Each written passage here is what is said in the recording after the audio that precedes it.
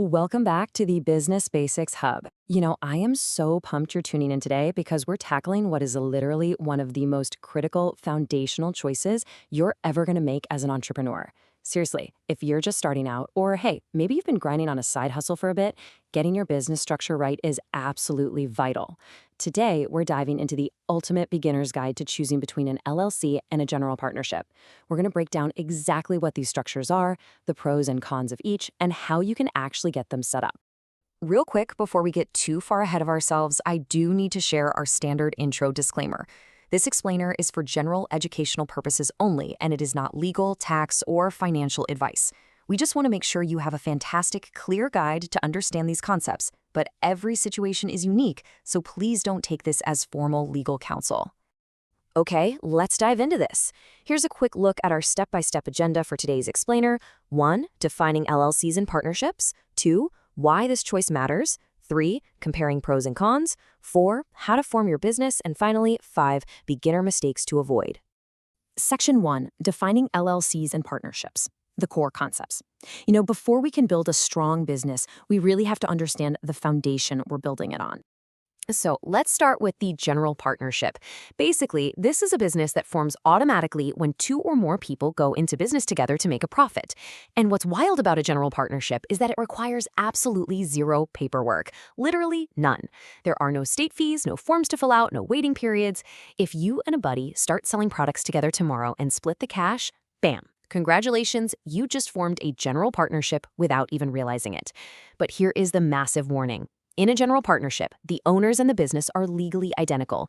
You are the business, and the business is you. Now, let's look at the LLC, which stands for Limited Liability Company. Unlike a partnership, an LLC doesn't just happen automatically. It's a formal business structure created under state law. And its main job? It acts as a legal wall between your personal assets and your business liabilities. I absolutely love that description, legal wall, because that's exactly what an LLC does. It completely separates you, the actual person, from the business entity. Moving right along to Section 2, why this choice matters. The stakes for your business. Setting up the right structure is, quite frankly, the most important decision a beginner can make. So I've got a question for you. Why does this distinction matter so much? Why should you even care if you're an automatic partnership or a registered LLC? Well, it is all about what happens when things go wrong in the real world. And it really boils down to one simple word: risk. In a general partnership, because you and the business are the exact same legal person, you have unlimited personal risk.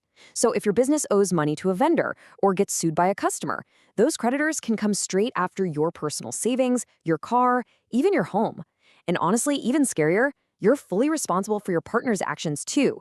If they sign a terrible contract behind your back, you personally have to pay for it. Ouch. But with an LLC, you have limited personal risk.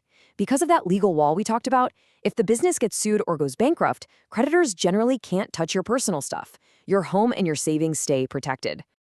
All right, Section 3, comparing pros and cons. Let's do a clear breakdown so you can weigh the benefits and drawbacks of each option side by side. The incredible value of an LLC becomes super obvious when we look at them like this. Sure, a general partnership is totally free, while an LLC is going to cost you a state fee, usually somewhere between $50 and $500 depending on where you live. But that small fee buys you massive legal protection that a free partnership completely lacks. And when it comes to taxes, both of these structures are fantastic pass-through entities. That just means the business itself doesn't pay taxes, the profits just pass through directly to your personal tax return, avoiding that dreaded double taxation that big corporations deal with. So with an LLC, you get the amazing tax benefits of a partnership, but with the protective shield of a corporation. It's a total win-win. Section 4, how to form your business. A step-by-step guide. Because of that awesome liability protection, most advisors are definitely going to recommend the LLC structure. So let's shift gears from theory to action. I promise you, creating this legal wall is totally manageable. Here are the first 5 steps. Number 1, choose your home state. Always form your LLC in the state where you actually live and work. Don't worry about forming in states like Delaware or Nevada right now. Actually, scratch that. Doing that just makes things twice as complicated and expensive for a beginner, so just stick to your home state. Number 2, pick a unique name that ends with the letters LLC. Number 3, appoint a registered agent. That's just a person or a company with a physical address in your state who's around during normal business hours to receive official legal mail for you. Number 4, file your articles of organization. That's the official paperwork you submit to your state along with your fee to officially birth your company. And number 5, draft an operating agreement.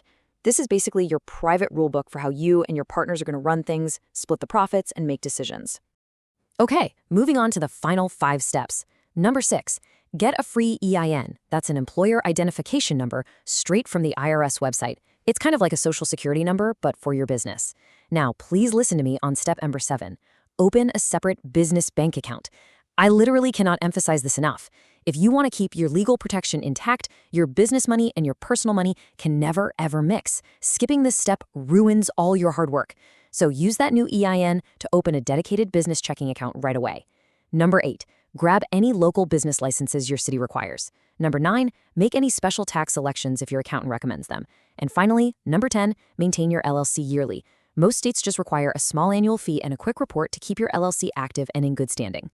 Almost done. Section 5, beginner mistakes to avoid. Let's make sure you don't fall into these common traps. We're going to do a rapid-fire warning section here. First up is commingling personal and business bank funds. Remember step 7?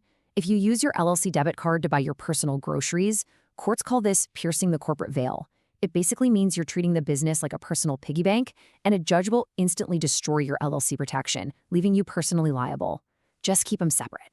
Second, operating without a written operating agreement. Even if you're the only owner, you need your rules in writing to prove you're running a legit business. Third, forgetting to pay your annual state maintenance fees. If you forget, the state's going to dissolve your LLC and poof, your legal wall vanishes.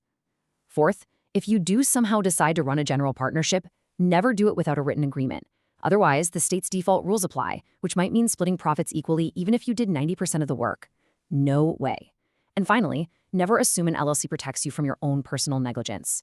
An LLC protects you from business debts, not from you personally doing something reckless. To wrap things up, here's our standard outro disclaimer. This content is for general educational purposes only and is not legal, tax, or financial advice. Laws and requirements vary by state and individual situation, so consider consulting a qualified professional for guidance specific to your business.